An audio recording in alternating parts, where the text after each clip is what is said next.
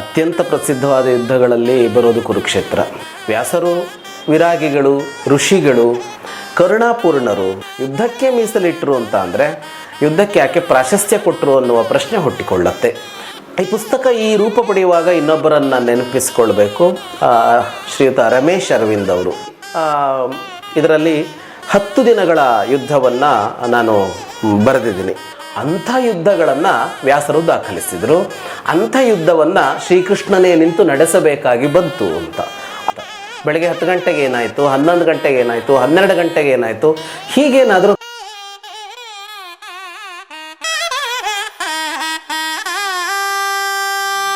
ತಸ್ಯೇ ದಿಶೆ ಸತತ ಮಂಜಲಿರೇಶ ನಿತ್ಯಂ ಪ್ರಕ್ಷಿಪ್ಯತೆ ಮುಖರಿತಾಲೆಯುತ ಪ್ರಸೂನೈಃ ಜಾಗರ್ತಿ ಯತ್ರ ಭಗವಾನ್ ಗುರು ಚಕ್ರವರ್ತಿ ಸೃಷ್ಟಿಸ್ಥಿತಿ ಪ್ರಲಯ ಕೇಲಿಷು ನಿತ್ಯ ಸಾಕ್ಷಿ.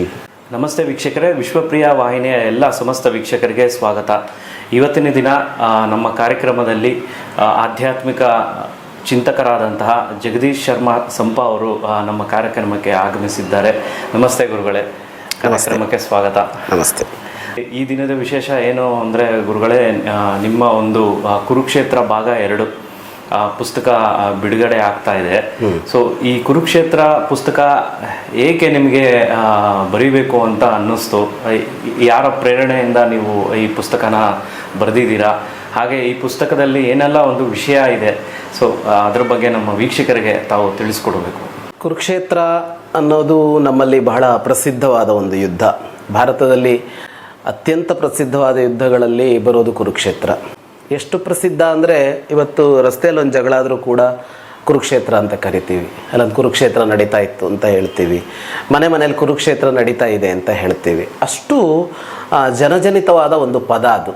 ಯಾಕೆ ಅಂತಂದರೆ ಸಾವಿರ ವರ್ಷಗಳಿಂದ ಈ ಕುರುಕ್ಷೇತ್ರ ಅನ್ನುವ ಯುದ್ಧದ ಕುರಿತು ಭಾರತ ಮಾತನಾಡಿಕೊಂಡು ಬಂದಿದೆ.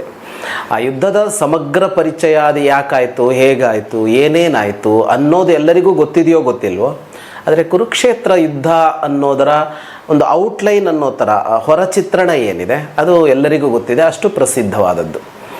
ಈ ಯುದ್ಧ 18 ದಿನ ನಡೆದಿದೆ. ಈ ಯುದ್ಧವನ್ನು ವ್ಯಾಸರು ಬಹಳ ವಿಸ್ತಾರವಾಗಿ ಮಹಾಭಾರತದಲ್ಲಿ ವರ್ಣಿಸಿದ್ದಾರೆ. ಈ ಪುಸ್ತಕ ಯಾಕೆ ಬರಿಬೇಕು ಅಂತ ಅನ್ನಿಸ್ತು ಅಂತ ಅನ್ನೋದಕ್ಕೆ ನನಗೆ ಪ್ರೇರಣೆ ಅಲ್ಲಿದೆ. ಯಾಕೆ ಪ್ರೇರಣೆ ಅಂತ ಅಂದರೆ, ಒಂದು ಯುದ್ಧವನ್ನು ಇಷ್ಟು ವಿಸ್ತಾರವಾಗಿ ಯಾಕೆ ಹೇಳೋದಕ್ಕೆ ಹೊರಟರು ವ್ಯಾಸರಂಥವರು ಅಂತ. ವ್ಯಾಸರು, ವಿರಾಗಿಗಳು, ಋಷಿಗಳು, ಕರುಣಾಪೂರ್ಣರು, ಯಾವುದೇ ಹಿಂಸೆಯನ್ನು ಮಾಡುವವರಲ್ಲ, ಅಹಿಂಸೆಯ ಪ್ರತಿಪಾದಕರು, ಮೋಕ್ಷಾಕಾಂಕ್ಷಿಗಳು, ಮೋಕ್ಷಾಕಾಂಕ್ಷಿಗಳಿಗೆ ಮಾರ್ಗದರ್ಶನ ಮಾಡುವಂಥವರು. ಅಂಥವರು ಒಂದು ಯುದ್ಧದ ವರ್ಣನೆ ಯಾಕೆ ಮಾಡಿದ್ರು ಅನ್ನುವ ಪ್ರಶ್ನೆ ಬರುತ್ತೆ. ಈಗ ಅಂಥವರು ಏನನ್ನು ಮಾಡಬೇಕು ಅಂದರೆ ತತ್ವಬೋಧೆ ಮಾಡಬೇಕು, ತತ್ವೋಪದೇಶ ಮಾಡಬೇಕು, ಮೋಕ್ಷದ ದಾರಿ ಯಾವುದು ಅಂತ ಹೇಳಬೇಕು, ಬದುಕಿನ ನೆಮ್ಮದಿ ಯಾವುದು, ಬದುಕಿನಲ್ಲಿ ಸಂತೋಷವಾಗಿರೋದಕ್ಕೆ ಏನು ಮಾಡಬೇಕು ಅನ್ನೋದನ್ನು ಹೇಳಬೇಕಾದಂತಹ ವ್ಯಾಸರು ಅದು ಯಾಕೆ ಒಂದು ಯುದ್ಧವನ್ನು ಇಷ್ಟು ವಿಸ್ತಾರ ಮಾಡಿದ್ರು ಅಂತ. ಮಹಾಭಾರತದ 18 ಪರ್ವಗಳಲ್ಲಿ 4 ಪರ್ವಗಳಲ್ಲಿ ಯುದ್ಧವೇ ಇದೆ. ಭೀಷ್ಮ ಪರ್ವ, ದ್ರೋಣ ಪರ್ವ, ಕರ್ಣ ಪರ್ವ, ಶಲ್ಯ ಪರ್ವ ಅಂತ 4 ಪರ್ವಗಳಲ್ಲಿ ಅವರು ಈ ಯುದ್ಧವನ್ನು ವಿವರಿಸ್ತಾರೆ. ಅಂದರೆ 18 ಪರ್ವಗಳಲ್ಲಿ 4 ಪರ್ವಗಳನ್ನು ಯುದ್ಧಕ್ಕೆ ಮೀಸಲಿಟ್ಟರು ಅಂತ ಅಂದರೆ ಯುದ್ಧಕ್ಕೆ ಯಾಕೆ ಪ್ರಾಶಸ್ತ್ಯ ಕೊಟ್ಟರು ಅನ್ನುವ ಪ್ರಶ್ನೆ ಹುಟ್ಟಿಕೊಳ್ಳುತ್ತೆ. ಮತ್ತು ವ್ಯಾಸರಂಥವರು ಯಾಕೆ ಇದನ್ನು ಮಾತನಾಡಿದ್ರು ಅನ್ನುವ ಪ್ರಶ್ನೆ ಬರುತ್ತೆ. ಜೊತೆಗೆ ಈ 18 ದಿನದ ಯುದ್ಧ ಇದೆಯಲ್ಲ, ಈ ಯುದ್ಧವನ್ನು ನಡೆಸಿದ್ದು ಶ್ರೀಕೃಷ್ಣ ಅಂತ ಅನ್ನೋದನ್ನು ಮಹಾಭಾರತ ಧ್ವನಿಸುತ್ತೆ. ಯುದ್ಧ ಬೇರೆ ಯಾರೋ ಎರಡು ಗುಂಪುಗಳಿಗಾಯಿತು, ಆದರೆ ಯುದ್ಧಕ್ಕೆ ನಿರ್ದೇಶಕನ ಥರ ಇದ್ದವನು ಯಾರು ಅಂದರೆ ಶ್ರೀಕೃಷ್ಣ ಅನ್ನೋದು ಕಾಣಿಸುತ್ತೆ. ಹಾಗಿದ್ರೆ ಅವತಾರಿಯಾಗಿ ಬಂದಂತಹ ಕೃಷ್ಣ ಒಂದು ಯುದ್ಧ ಮಾಡಿಸೋದಕ್ಕೆ ಯಾಕೆ ಹೊರಟ? ಯುದ್ಧ ನಿಲ್ಲಿಸ್ಬೇಕು ತಾನೇ. ಒಬ್ಬ ದೇವರು ಅಂತ ಅಂದಾಗ, ಭಗವಂತ ಅಂತಂದಾಗ ಅವನೇನು ಮಾಡಬೇಕು? ಶಾಂತಿ, ಸುಭಿಕ್ಷೆ, ಸಮೃದ್ಧಿ ಇದನ್ನೆಲ್ಲ ನೀಡಬೇಕು. ಅಂಥ ದೇವರು ಬಂದು ಒಂದು ಯುದ್ಧ ಮಾಡಿಸ್ತಾನೆ. ಅವನು ಮಾಡಿಸಿದ ಯುದ್ಧವನ್ನು ವ್ಯಾಸರು ವರ್ಣನೆ ಮಾಡುತ್ತಾರೆ ಅಂತ ಅಂದಾಗ ಪ್ರಶ್ನೆ ಹುಟ್ಕೊಳ್ಳುತ್ತೆ, ಈ ಯುದ್ಧ ಯಾಕೆ ಅಷ್ಟು ಮಹತ್ವ ಪಡೆದುಕೊಳ್ತು ಅಂತ. ನನಗೆ ಇದ್ದ ಕುತೂಹಲ ಕೂಡ ಇದೇನೆ, ಸಾಮಾನ್ಯ ಕುತೂಹಲ ಇದ್ದಿದ್ದು ಕೂಡ ಇದೇನೆ. ಯುದ್ಧ ನಡೆದಿದೆ. ಇಡೀ ಮಹಾಭಾರತದ ಕಥೆ ಹೇಳೋದಕ್ಕೆ ಹೊರಟ ವ್ಯಾಸರು ಯುದ್ಧದ ಪ್ರಮುಖ ಘಟ್ಟಗಳನ್ನು ಹೇಳಿಕೊಂಡು ಮುಗಿಸಿದರೆ ಸಾಕಾಗ್ತಾ ಇತ್ತು. ಹಾಗಲ್ಲ ಅಂತಂದಾಗ ಇದಕ್ಕೇನೋ ಕಾರಣ ಇರಬೇಕಲ್ಲ ಅನ್ನುವ ಕುತೂಹಲ, ಆ ಕುತೂಹಲವೇ ಪ್ರೇರಣೆಯಾಗಿ ನನಗೆ ಕುರುಕ್ಷೇತ್ರದ ಬಗ್ಗೆ ಬರೀಬೇಕು ಅಂತ ಬಹಳ ಕಾಲದಿಂದ ಅನ್ನಿಸ್ತಾ ಇತ್ತು. ಅದೇ ಚರ್ಚೆಯನ್ನು ನಾನು ನನ್ನ ಪುಸ್ತಕಗಳನ್ನು ಪ್ರಕಾಶಿಸ್ತಾ ಇರುವ ಸಾವಣ್ಣ ಪ್ರಕಾಶನದ ಜಮೀಲ್ ಅವ್ರ ಜೊತೆಗೆ ಚರ್ಚೆ ಮಾಡಿದೆ. ಅವರು ಉತ್ಸಾಹ ತೋರಿಸಿದರು ಕುರುಕ್ಷೇತ್ರದ ಬಗ್ಗೆ ಪುಸ್ತಕ ಮಾಡೋಣ ಅಂತ. ಆ ಹಿನ್ನೆಲೆಯಲ್ಲಿ ಈ ಪುಸ್ತಕ ಬಂತು. ಈ ಪುಸ್ತಕ ಈ ರೂಪ ಪಡೆಯುವಾಗ ಇನ್ನೊಬ್ಬರನ್ನು ನೆನಪಿಸ್ಕೊಳ್ಬೇಕು. ಶ್ರೀಯುತ ರಮೇಶ್ ಅರವಿಂದ್ ಅವರು, ಕನ್ನಡದ ಖ್ಯಾತ ನಟ ರಮೇಶ್ ಅರವಿಂದ್ ಅವರು ಜೊತೆಗೆ ಈ ಪುಸ್ತಕ ಬರ್ತಾ ಇದೆ ಅಂತ ಮಾತಾಡ್ತಾ ಇದ್ದಾಗ ಸಹಜವಾಗಿ ಅವರು ನೀವಿದನ್ನು ಒಂದು ಸಮಯ ಸಾರಿಣಿಯನ್ನು ಇಟ್ಟುಕೊಂಡು ಬರಿಬೋದಾ ಅಂತ ಕೇಳಿದ್ರು. ಅಂದರೆ ಆ ಯುದ್ಧ ಎಷ್ಟು ಗಂಟೆಗೆ ಹೇಗೆ ನಡೀತು ಅಂತ, ಹೇಗೆ ನಡೀತು ಅನ್ನೋದು ಸರಿ ಆದ್ರೂ ಈಗ 18 ದಿನಗಳಲ್ಲಿ ಎಷ್ಟೆಷ್ಟೊತ್ತಿಗೆ ಏನೇನು ನಡೀತು ಅಂತ, ಬೆಳಗ್ಗೆ 10 ಗಂಟೆಗೆ ಏನಾಯಿತು, 11 ಗಂಟೆಗೆ ಏನಾಯಿತು, 12 ಗಂಟೆಗೆ ಏನಾಯಿತು, ಹೀಗೇನಾದರೂ ಮಾಡೋದಕ್ಕೆ ಸಾಧ್ಯವಾ ನೋಡಿ ಅಂತ ಒಂದು ಸಲಹೆ ಕೊಟ್ಟರು ಅವರು. ಹಾಗೆ ಮಾಡೋದಕ್ಕೆ ಸಾಧ್ಯ ಆಗಲಿಲ್ಲ, ಯಾಕೆಂದರೆ ಮಹಾಭಾರತದಲ್ಲಿ ಆ ತರಹದಲ್ಲಿ ಗಂಟೆಗಳನ್ನು ಗುರುತಿಸಿಲ್ಲ ಅದು. ಆದರೆ ಅದರ ಪ್ರೇರಣೆ ಇಟ್ಟುಕೊಂಡು ನಾನು ಇಡೀ ಮಹಾಭಾರತವನ್ನು ಸರಳೀಕರಿಸೋದಕ್ಕೆ ಹೆಜ್ಜೆ ಇಟ್ಟೆ. ಅಂದರೆ ಸಮಯವಾಗಿ ಒಡೆಯೋದಕ್ಕೆ ಸಾಧ್ಯ ಆಗಲಿಲ್ಲ, ಆದರೆ ಬೇರೆ ಬೇರೆ ಯುದ್ಧಗಳನ್ನು ಬೇರ್ಪಡಿಸಿಕೊಂಡು ನಾನು ಕದನ ಅಂತ ಕರೆದು ಅದನ್ನು ವಿಭಾಗಿಸೋದಕ್ಕೆ ಅನುಕೂಲ ಆಯಿತು. ಹಾಗಾಗಿ ಈ ಪುಸ್ತಕ ಮೂಡಿ ಬಂತು. ಅದರ ಮೊದಲ ಭಾಗ ಮೊದಲೇ ಬಂದಿದೆ. ಈಗ 2ನೇ ಭಾಗ ಲೋಕಾರ್ಪಣೆ ಆಗುತ್ತಾ ಇದೆ. ಪ್ರಾಯಶಃ ಇನ್ನೂ 2 ಭಾಗಗಳು ಬರಬಹುದೇನೋ ಅಂತ ಅಂದುಕೊಂಡಿದೆ. ಮೊದಲ ಭಾಗದಲ್ಲಿ ಇದರಲ್ಲಿ 10 ದಿನಗಳ ಯುದ್ಧವನ್ನು ನಾನು ಬರೆದಿದ್ದೀನಿ. ಮೊದಲ 10 ದಿನದ ಯುದ್ಧಗಳು ಅಂದರೆ ಅದನ್ನು ಮಹಾಭಾರತ ಭೀಷ್ಮ ಪರ್ವ ಅಂತ ಕರೆಯುತ್ತೆ. ಅಂದರೆ ಭೀಷ್ಮ ಸೇನಾಧಿಪತಿಯಾದಂತಹ ಕಥೆ ಅದು. ಭೀಷ್ಮ ಸೇನಾಧಿಪತಿಯಾಗಿ ಇದ್ದಷ್ಟು ದಿನಗಳ ಕಥೆಯನ್ನು ಭೀಷ್ಮ ಪರ್ವ ಅಂತ ಕರೆದ್ರು. ಅದು 10 ದಿನಗಳಲ್ಲಿ ನಡೀತು ಅಂತ. ಬಹಳ ವಿಚಿತ್ರ ಏನು ಅಂತ ಅಂದರೆ, ಮಹಾಭಾರತ ನಮ್ಮೆಲ್ಲರಿಗೆ ಗೊತ್ತಿದೆ ಪಾಂಡವರ ಕಥೆ. ಆದರೆ ಪಾಂಡವರ ಕಥೆಯಲ್ಲಿ ಈ ಯುದ್ಧ ಸಂದರ್ಭ ಅಂತ ಬಂದಾಗ ಈ ಪರ್ವಗಳಿಗೆ ವ್ಯಾಸರ ಹೆಸರು ಕೊಡೋದು ದುರ್ಯೋಧನನ ಪಕ್ಷದ ಸೇನಾಧಿಪತಿಗಳ ಹೆಸರನ್ನು, ಪಾಂಡವರ ಪಕ್ಷದ್ದಲ್ಲ. ದುರ್ಯೋಧನ ಪಕ್ಷದ ಪರವಾಗಿ ಮೊದಲಿಗೆ ಭೀಷ್ಮ ಸೇನಾಧಿಪತಿಯಾಗಿದ್ದ, ಅವನ ಸೇನಾಧಿಪತ್ಯದ 10 ದಿನಗಳ ಯುದ್ಧದ ಭಾಗವನ್ನು ನಾನಿಲ್ಲಿ ಬರೆದಿದ್ದೀನಿ. ವ್ಯಾಸರು ಏನು ಹೇಳಿದಾರೋ ಅದನ್ನು ಬಿಟ್ಟಿಲ್ಲ. ಆ ಎಲ್ಲ ಅಂಶಗಳು ಈ ಪುಸ್ತಕದಲ್ಲಿ ಬಂದಿದೆ. ಅಂದರೆ ವ್ಯಾಸರ ಕಥನವನ್ನು ಯಥಾವತ್ತಾಗಿ ರೂಪಿಸಿದಂತೆ ಇದೆ. ಹಾಗಂತ ಇದು ಅನುವಾದವಲ್ಲ, ನಾನು ಇದನ್ನು ಪುನಃ ಕಥನ ಅಂತ ಕರಿತೀನಿ. ಕನ್ನಡದ ಇವತ್ತಿನ ಓದುಗರನ್ನು ಮನಸ್ಸಿನಲ್ಲಿಟ್ಕೊಂಡು ಹೇಗೆ ಬರೆದರೆ ಅವರು ಓದ್ತಾರೆ ಅಂತ ಒಂದು ಯೋಚನೆ ಮಾಡಿಕೊಂಡು ಅವರಿಗೆ ಬೇಕಾಗಿ ಅದನ್ನು ಮತ್ತೊಮ್ಮೆ ಹೇಳಿದಂತೆ ನಾನು ಬರೆದಿದ್ದೀನಿ. ಹಾಗಾಗಿ ಇದೊಂದು ಸ್ವತಂತ್ರ ಕೃತಿ ಕೂಡ ಹೌದು. ಹಾಗಂತ ವ್ಯಾಸರನ್ನು ಇಲ್ಲೆಲ್ಲೂ ಮೀರಿಲ್ಲ ಅಂತ ಕೃತಿ ಇದು. ಈ ಕುರುಕ್ಷೇತ್ರವನ್ನು ಬರೆಯುವ ಹಿನ್ನೆಲೆಯ ಪ್ರೇರಣೆ ಹೇಳಿದೆ ನಾನು. ನನಗೊಂದು ಕುತೂಹಲ ಹುಟ್ಟಿತು ಅಂತ, ಯಾಕೆ ಈ ಯುದ್ಧ ಅಂತ. ಈ ಕುರುಕ್ಷೇತ್ರದ ಈ ಸೀರೀಸನ್ನು ಓದಿ ಮುಗಿಸುವಾಗ ಯಾಕೆ ಯುದ್ಧ ಅನ್ನೋದು ಅರ್ಥ ಆಗ್ತಾ ಹೋಗುತ್ತೆ ನಮಗೆ. ಯಾಕೆಂದರೆ ಈ ಯುದ್ಧದ ಕಾರಣಗಳು ಯುದ್ಧಕ್ಕಿಂತ ಹಿಂದಿವೆ. ಯಾಕೆ ಯುದ್ಧ ನಡೀತು ಅಂತ ಅನ್ನೋದರಲ್ಲಿ ನಮಗೆ ಜೀವನ ಪಾಠ ಇದೆ. ಯಾಕೆಂದರೆ ಒಂದು ಯುದ್ಧ ನಡೀಬಾರದು ಅನ್ನೋದೇ ಒಟ್ಟು ಆಶಯ. ಜಗತ್ತಲ್ಲಿ ಯಾರನ್ನು ಹಿಂಸಿಸಬಾರದು, ಯಾರಿಗೂ ಪ್ರಹರಿಸಬಾರದು, ಯಾರಿಗೂ ಆಘಾತ ಮಾಡಬಾರದು ಅನ್ನೋದೇ ಆದರ್ಶ. ಆದರೂ ಜಗತ್ತಿನಲ್ಲಿ ಯುದ್ಧಗಳು ನಡೀತವೆ. ರಾಮರಾವಣರಿಗೂ ಯುದ್ಧ ನಡೆದಿದೆ. ಭಗವಂತನೇ ಅದೆಷ್ಟೋ ಯುದ್ಧ ಮಾಡಿದ್ದಾನೆ. ದೇವತೆಗಳಿಗೆ ರಾಕ್ಷಸರುಗಳಿಗೆ ಎಷ್ಟು ಯುದ್ಧಗಳು ನಡೆದಿವೆ. ಜಗತ್ತಿನಲ್ಲಿ ದೊಡ್ಡವರು ಮಹಾತ್ಮರು ಅಂತ ಹೇಳಿಸಿಕೊಂಡವರ ಬದುಕಿನಲ್ಲೆಲ್ಲ ಯುದ್ಧಗಳು ನಡೆದಿವೆ. ಅದು ಪುರಾಣಗಳ ಕಾಲ ಇರ್ಬೋದು, ಅದು ನಾವು ಗುರುತಿಸಿಟ್ಟ ಇತಿಹಾಸದ ಕಾಲ ಇರ್ಬೋದು, ವರ್ತಮಾನದ ಕಾಲ ಇರಬಹುದು.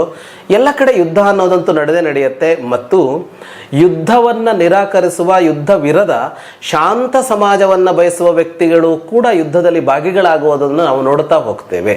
ಅದು ಯಾಕೆ ಅಂತ ಅಂದರೆ, ಸೃಷ್ಟಿ ಅನ್ನೋದು ಇರೋದೇ ಹಾಗೆ. ಸೃಷ್ಟಿಯಲ್ಲಿ ಒಳಿತು ಹೇಗೋ ಹಾಗೆ ಕೆಡುಕಿಗೂ ಅವಕಾಶ ಇದೆ. ಹಾಗಾದ್ರೆ ಏನು ಅಂತ ಅಂದರೆ, ಸೃಷ್ಟಿಯಲ್ಲಿ ಒಳಿತು ಹುಟ್ಟುತ್ತಾ ಇರುವಂತೆ ಕೆಡುಕು ಕೂಡ ಹುಟ್ಟುತ್ತಾ ಇರುತ್ತೆ. ಆದರೆ ಸೃಷ್ಟಿ ಇರಬೇಕಾದದ್ದು ಒಳಿತಿಗಾಗಿ, ಅಂದರೆ ಒಳ್ಳೆಯವರಿಗಾಗಿ, ಒಳ್ಳೆಯತನಕ್ಕಾಗಿ ಸೃಷ್ಟಿ ಇದೆ. ಆದರೆ ಸೃಷ್ಟಿಯ ಸ್ವಭಾವದಲ್ಲಿ ಏನು ಸೇರಿಕೊಂಡಿದೆ ಅಂದರೆ, ಆ ಒಳಿತನ್ನು ನಾಶ ಮಾಡುವಂಥದ್ದು ಕೂಡ ಹುಟ್ಟೋದು ಅನ್ನೋದು ಇದರಲ್ಲಿ ಸಹಜವಾಗಿದೆ. ಯಾವುದೆಲ್ಲ ಒಳಿತೋ ಅದೇ ಕೆಡಕಾಗೋದನ್ನು ಕೂಡ ಸೃಷ್ಟಿಯಲ್ಲಿ ನೋಡ್ತೀವಿ. ಯಾವುದೆಲ್ಲ ಉಪಯುಕ್ತವೋ ಅದೇ ಅನುಪಯುಕ್ತವಾದದ್ದನ್ನು ಕೂಡ ನಾವು ನೋಡ್ತೀವಿ. ಆಹಾರ ಪದಾರ್ಥಗಳಿರುತ್ತೆ, ಬಹಳ ರುಚಿಕರವಾಗಿರುತ್ತೆ. ಎಷ್ಟು ಹೊತ್ತು ಅಂದರೆ 1 ದಿನ 2 ದಿನ, ಆಮೇಲೆ ಅದು ಅಸಹ್ಯ ಅಂತ ಅನಿಸುತ್ತೆ, ಕೊಳೆತು ಹೋಗುತ್ತೆ.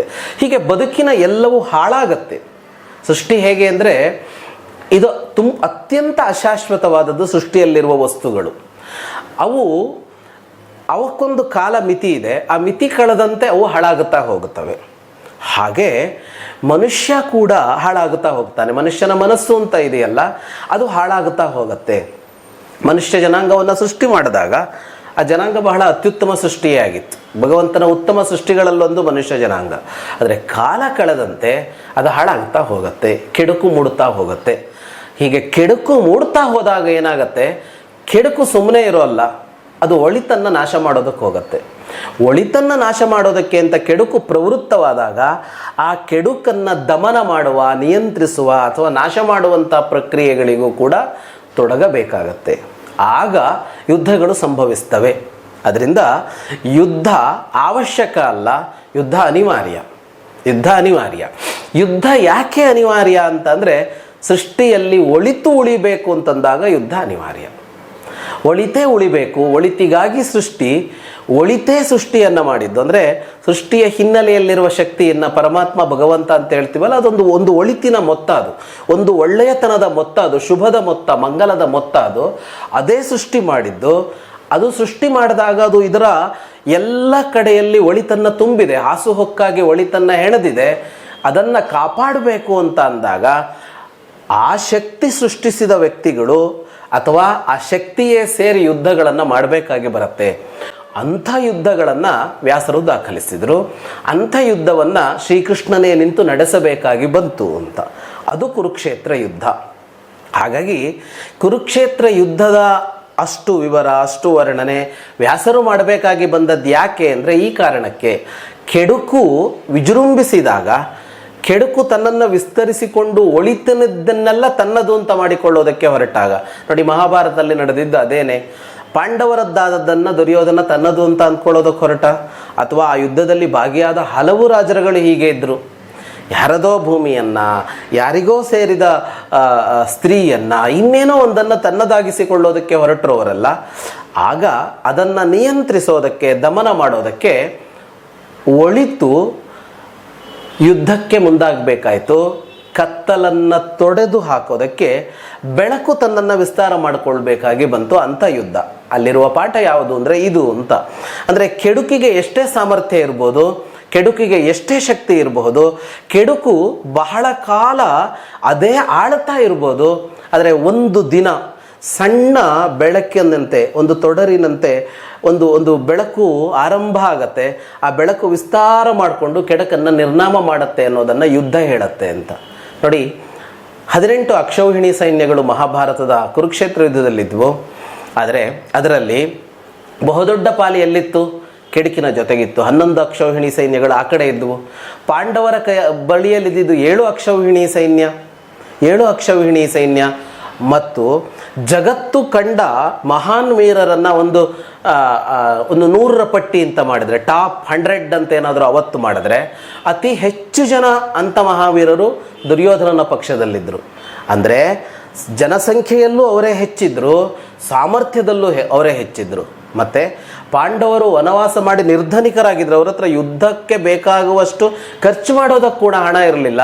ಆದರೆ ಅವರ ಪಕ್ಷದಲ್ಲಿ ಬೇಕಷ್ಟು ಸಂಪತ್ತಿತ್ತು ಯುದ್ಧಕ್ಕೆ ಖರ್ಚು ಮಾಡೋದಕ್ಕೆ. ಒಂದು ಯುದ್ಧ ಅಂದರೆ ಹಣ ಇಲ್ಲದೆ ಯುದ್ಧ ಮಾಡೋದಕ್ಕಾಗೋದಿಲ್ಲ.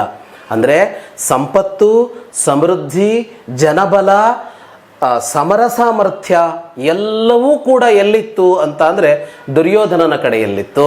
ಒಳಿತಿನ ಶಕ್ತಿ ಕಡಿಮೆ ಇತ್ತು. ಆದರೆ ಯುದ್ಧ ಮುಗಿಯುವಾಗ ಏನಾಯಿತು ಅಂತ ಅಂದರೆ ಒಳಿತು ಉಳಿಯಿತು, ಒಳಿತು ಗೆದ್ದಿತು. ಕೆಡುಕು ಇಷ್ಟೆಲ್ಲ ಇದ್ರೂ ಕೂಡ ನಿರ್ನಾಮ ಆಯಿತು ಅಂತ ಅನ್ನೋದಿದೆಯಲ್ಲ, ಇದು ನಮಗೆ ಭರವಸೆ ಕೊಡುತ್ತೆ. ಇದು ಯಾವ ಪಾಠ ಅಂದರೆ, ನಮ್ಮ ಮೇಲೆ, ನಮ್ಮ ಬದುಕಲ್ಲೇ ಇಂಥದ್ದಾಗುತ್ತಾ ಇರುತ್ತೆ. ನೋಯ್ತಾ ಇರ್ತೀವಿ, ಬೈತಾ ಇರ್ತೀವಿ, ನಮ್ಮ ಸುತ್ತ ಸಮಾಜದಲ್ಲಿ ಆಗ್ತಾ ಇರ್ತವೆ, ನೊಂದುಕೊಳ್ತಾ ಇರ್ತೀವಿ. ಅಥವಾ ಒಳಿತಿನ ಮೇಲೆ ಒಂದು ಭೀಕರವಾದ ದಾಳಿಯನ್ನು ಶತಶತಮಾನಗಳ ಕಾಲ ಮಾಡ್ತಾ ಇರ್ತಾರೆ. ಎಲ್ಲವೂ ಅವ್ರ ಕೈಲೇ ಇರುತ್ತೆ, ಅವರೇ ಆಳ್ತಾ ಇರ್ತಾರೆ, ಅವ್ರ ಹತ್ರಲ್ಲೇ ಆಯುಧ ಇರುತ್ತೆ, ಅವ್ರ ಹತ್ರನೇ ಹಣ ಇರುತ್ತೆ. ಹೇಗಪ್ಪ ಒಳಿತು ಉಳಿಯೋದು ಅಂತ ಚಿಂತೆಯಲ್ಲಿ ಮುಳುಗಿರ್ತೀವಲ್ಲ, ಆ ಹೊತ್ತಿನಲ್ಲಿ ಯುದ್ಧ ಭರವಸೆ ಕೊಡುತ್ತೆ. ಇಲ್ಲ, ಯೋಚಿಸಬೇಕಾಗಿಲ್ಲ, ನಾಳೆ ಎಂದೋ ಒಂದು ದಿನ ಒಳಿತಿದೆಯಲ್ಲ, ಅದು ವಿಸ್ತಾರವಾಗತ್ತಲ್ಲ, ಅವತ್ತು ಅದು ಎಷ್ಟು ಶಕ್ತಿಶಾಲಿ ಆದರೂ ಕೂಡ ಕೆಡುಕು ಅದನ್ನು ದಮನ ಮಾಡಿ ಒಳಿತು ಗೆಲ್ಲತ್ತೆ ಅನ್ನೋದನ್ನು ಹೇಳೋದರ ಮೂಲಕ, ನಮಗೆ ಭರವಸೆಯನ್ನೂ ಕೊಡೋದರ ಮೂಲಕ, ನೆಮ್ಮದಿಯನ್ನೂ ಕೊಡೋದರ ಮೂಲಕ ನಾವು ಒಳಿತಿನ ದಾರಿಯಲ್ಲಿ ಬಿಡದೇ ಇರುವಂತೆ ಅದು ಕಾಪಾಡುತ್ತೆ. ಏನಾಗ್ಬಿಡತ್ತೆ, ಈಗ ವಿರೋಧಿಸೋದಕ್ಕೆ ಆಗೋದಿಲ್ಲ ಅಂದರೆ ಅನುಸರಿಸಿ ಬಿಡು ಅನ್ನೋದಕ್ಕೆ ಮನುಷ್ಯ ಹೋಗ್ತಾನೆ.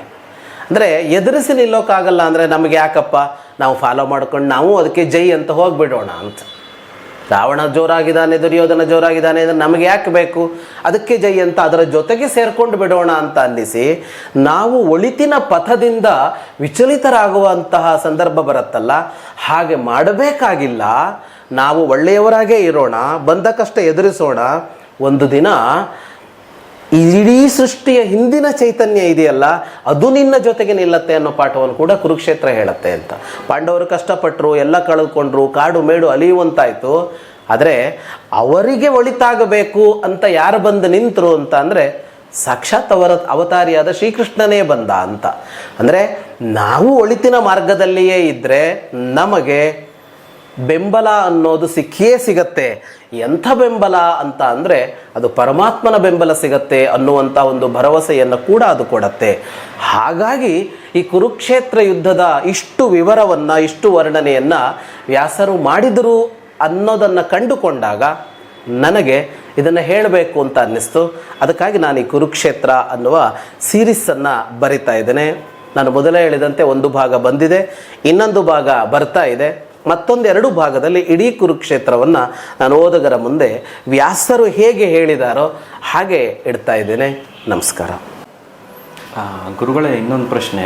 ಇವಾಗ ಭಾಗ 1ರಲ್ಲಿ ಅಂದರೆ ಎಷ್ಟು ಅಧ್ಯಾಯಗಳನ್ನು ನೀವು ಬರೆದಿದ್ದೀರಾ, ಮತ್ತು 2ನೇ ಭಾಗದಲ್ಲಿ ಎಷ್ಟು ಅಧ್ಯಾಯಗಳು ಸೇರಿದೆ? ಅಧ್ಯಾಯಗಳು ಅಂತ ಅನ್ನೋದಕ್ಕಿಂತ ಅಲ್ಲಿ ಆ ಥರದಲ್ಲಿ ತೊಗೊಂಡು ಹೋಗ್ತಾ ಇಲ್ಲ, ಒಂದು ಘಟ್ಟಕ್ಕೆ ಅದನ್ನು ತೊಗೊಂಡು ಹೋಗ್ತಾ ಇದೆ.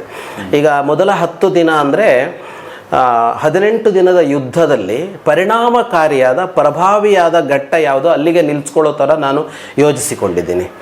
ಭೀಷ್ಮನ ಅವಸಾನ ಅಂತ ಏನಿದೆ, ಭೀಷ್ಮ ಶರಶೈಯಲ್ಲಿ ಮಲಗೋದು ಅನ್ನೋದು 18 ದಿನದ ಯುದ್ಧದಲ್ಲಿ ಮೊಟ್ಟ ಮೊದಲ ಒಂದು ತಿರುವನ್ನು ಕೊಟ್ಟಂಥದ್ದು.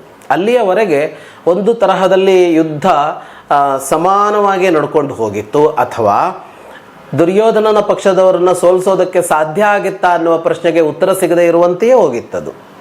ಅಂಥ ಹೊತ್ತಿನಲ್ಲಿ ಭೀಷ್ಮ ಶರಶಯ್ಯಗೆ ಹೋದ, ಅವನ ಅವಸಾನ ಆಯಿತಲ್ಲ, ಅಲ್ಲಿಗೆ ಒಂದು ತಿರುವು ಸಿಕ್ತು. ಆ ಹಂತಕ್ಕೆ ನಾನು ಮೊದಲ ಭಾಗವನ್ನು ನಿಲ್ಲಿಸ್ಕೊಂಡಿದ್ದೀನಿ. 2ನೇ ಭಾಗವನ್ನು ನಿಲ್ಲಿಸ್ಕೊಂಡಿರೋದು ಏನು ಅಂತ ಅಂದರೆ ಇದಾಗಿ 3 ದಿನಕ್ಕೆ ನಿಂತ್ಕೊಳ್ಳುತ್ತೆ. ಅಂದರೆ ಮೊದಲ ಭಾಗ 10 ದಿನ ಆದರೆ 2ನೇ ಭಾಗದಲ್ಲಿ 3 ದಿನಕ್ಕೆ ನಿಂತ್ಕೊಳ್ಳುತ್ತೆ. ಅದು ಎಲ್ಲಿಗೆ ನಿಂತ್ಕೊಳ್ಳುತ್ತೆ ಅಂತ ಅಂದರೆ ಅಲ್ಲೊಂದು ನಿರ್ಣಾಯಕ ಘಟ್ಟ ಅನ್ನೋದು ಬರುತ್ತೆ. ಅಭಿಮನ್ಯುವಿನ ಮರಣದ ದಿನ ಇದೆಯಲ್ಲ, ಅಲ್ಲಿಗೆ ಮುಕ್ತಾಯ ಆಗುತ್ತೆ 3ನೇ ಭಾಗ. ಈ ಅಭಿಮನ್ಯುವಿನ ಮರಣ ಅನ್ನೋದು 18 ದಿನದ ಯುದ್ಧದಲ್ಲಿ ಇನ್ನೊಂದು ಪ್ರಭಾವಿಯಾದ ಘಟ್ಟ, ಪರಿಣಾಮಕಾರಿಯಾದ ಘಟ್ಟ. ಅಂದರೆ ಅಲ್ಲಿಂದ ಇನ್ನೊಂದು ತಿರುವು ಸಿಗ್ತದಕ್ಕೆ. ಏನು ತಿರುವು ಅಂತ ಅಂದರೆ ಈ 3 ದಿನಗಳ ಕಾಲ, ಈಗ 10 ದಿನ ಆಗಿ ಮತ್ತೆ 3 ದಿನಗಳ ಕಾಲ ಕೂಡ ಮತ್ತೆ ಸರಿಸಮಾನವಾದ ಯುದ್ಧವೇ ನಡೆಯುತ್ತೆ. ಎರಡೂ ಪಕ್ಷದಲ್ಲೂ ಏನೂ ವಿಶೇಷ ಬದಲಾವಣೆಗಳು ಆಗದೇ ಇರೋ ಥರ ಹೋಗುತ್ತೆ. ಸಾಯ್ತಾರೆ ಎಷ್ಟೋ ಜನ, ಆದ್ರೂ ಸೋಲು ಗೆಲುವಿನತ್ತ ಯುದ್ಧ ತೆಗೆದುಕೊಂಡು ಹೋಗೋದಿಲ್ಲ. ಆದರೆ ಅಭಿಮನ್ಯುವಿನ ಸೋಲು ಮೂಡಿಸಿದ ಪರಿಣಾಮದಿಂದಾಗಿ ದುರ್ಯೋಧನನ ಪಕ್ಷದವರಿಗೆ ಇನ್ನೊಂದು ಆಘಾತ ಆಗತ್ತೆ ಅಲ್ಲಿ. ಅದರ ಜೊತೆಗೆ ಆ ಯುದ್ಧ ನಡೀತಲ್ಲ, ಅಭಿಮನ್ಯುವಿನ ಮೇಲೆ ಯುದ್ಧ ನಡೀತಲ್ಲ, ಆ ಯುದ್ಧ ಇವತ್ತಿಗೂ ಪ್ರಶ್ನಾರ್ಹವಾದಂತಹ ಒಂದು ಘಟ್ಟ. ಅಂದರೆ ಈಗ ಭೀಷ್ಮನ ಅವಸಾನ ಕೂಡ ಒಂದು ಪ್ರಶ್ನಾರ್ಹವಾದ ಘಟ್ಟ. ಅಂದರೆ ಭೀಷ್ಮನನ್ನು ಹಾಗೆ ಕೊಂದಿದ್ದು ಸರಿಯಾ? ಅಂದರೆ ಅವನ ಎದುರಿಗೆ ಶಿಖಂಡಿಯನ್ನು ತಂದು ನಿಲ್ಲಿಸಿ ಅರ್ಜುನ ಬಾಣ ಬಿಟ್ಟು ಕೊಂದಿದ್ದು ಮೋಸ ಆಗೋಲ್ವಾ, ಅನ್ಯಾಯ ಆಗಲ್ವಾ ಅನ್ನೋ ಪ್ರಶ್ನೆಯನ್ನು ಇವತ್ತು ನಾವು ಚರ್ಚಿಸ್ತಾ ಇದ್ದೀವಿ. ಅಂಥ ಘಟ್ಟ ಅದು. ಮತ್ತು ಸ್ವತಃ ಆ ಪಕ್ಷದ ಸೇನಾಧಿಪತಿಯಾದ ಭೀಷ್ಮನೇ ತನ್ನ ಮರಣ ರಹಸ್ಯವನ್ನು ಶತ್ರು ಪಕ್ಷದವರಿಗೆ ಬಿಟ್ಟುಕೊಟ್ಟು ತಾನೇ ತನ್ನ ಪಕ್ಷವನ್ನು ಸೋಲಿನತ್ತ ಕೊಂಡೊಯ್ದ ಘಟ್ಟ ಅದು.